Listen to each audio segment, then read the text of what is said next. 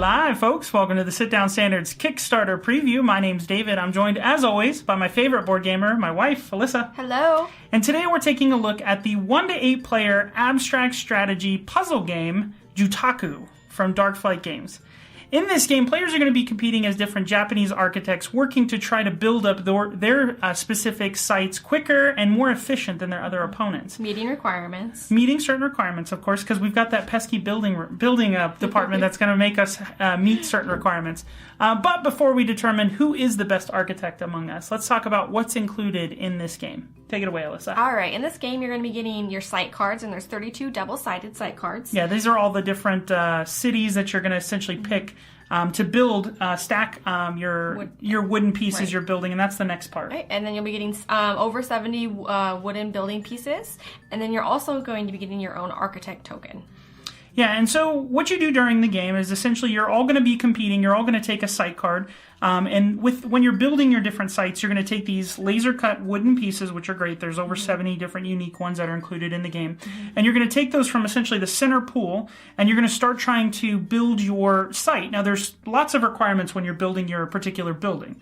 One is that whenever you look at the site card, it'll have a couple of requirements. One will be a black border. That's what you have to stay within. Essentially, think of this as like the foundation for your building. You can't build any further out from that. And sometimes some cards have one black border to choose, and sometimes cards have multiple borders to choose from. So you'll have to build within that black border, and then at the top of the site card, it'll have two numbers. It'll have a number that says how many levels, meaning how tall your building has to be. Which is the numerical number. Yep, and then the number next to it, which is the Roman numeral, will say how many pieces are you have to get it perfect. It's not like you can have more than this number or less. It has to be exactly that many pieces to make your building. So it's actually very straightforward to learn the game. The trick is there's additional rules where anytime you build another level, so let's say you build your first level, you stay within the black borders, you're doing great. Yeah. The next level has to stay within what you've built so far. Right. So it can't overlap the other first level that you built, which makes, thematic sense. If you're building a building, most buildings don't have, things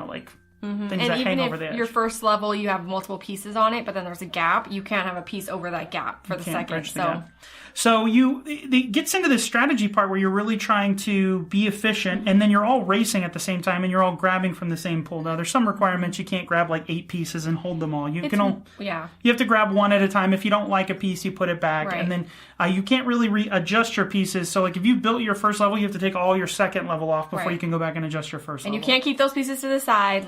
You just have to memorize it. I think that's where the fun aspect comes in it, because it's just, like you said, in the middle of the table, a pile of the pieces, and it's like there's only so many of each one, and like if you need a certain piece and you see it multiple times, he grabbed it. Yeah, exactly. And then once you've essentially finished your site, it'll also have one more number on it. It'll have how much yen this building is worth. Now, some of the ones that are more difficult, whether they're taller or more pieces are required to build, and those will be worth more yen. But the last part of the game where it's triggered, the end game, is once one player has built 4 sites. And then once that happens, everyone counts up how much yen they have, and then that's who is the winner, whoever has the most money.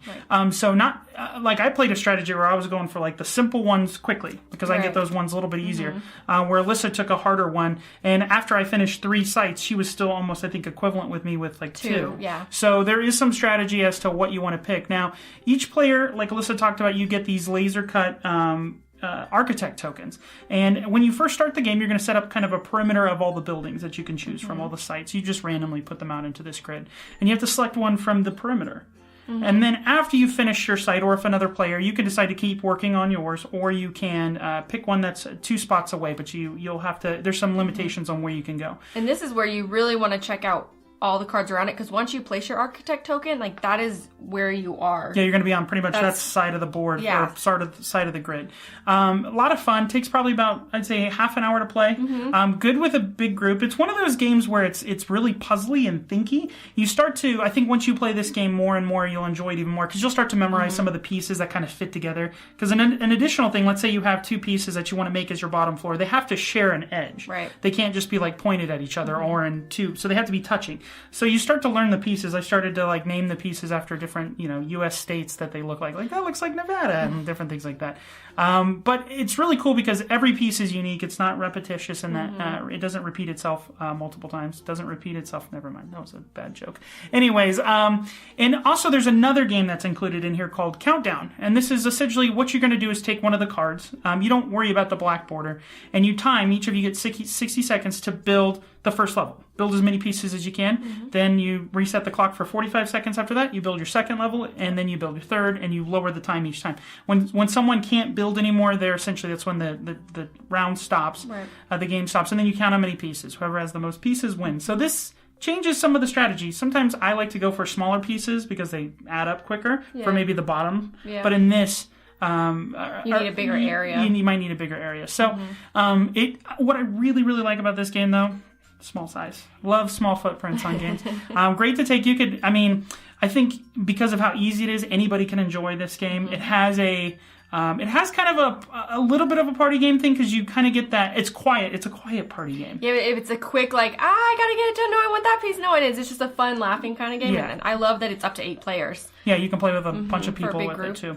So definitely give it a check it out. They have their Kickstarter right now. It's been fully funded. Woohoo! So fully funded. So if you pledge at least $30, that'll get you a copy of the game. And that includes Jutaku as well as the Countdown version that's in the game as well too. What we'll do is we'll actually put a link right here.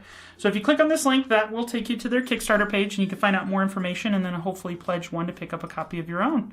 That is Jutaku from Darkflight Games. Until next time, bye. See ya.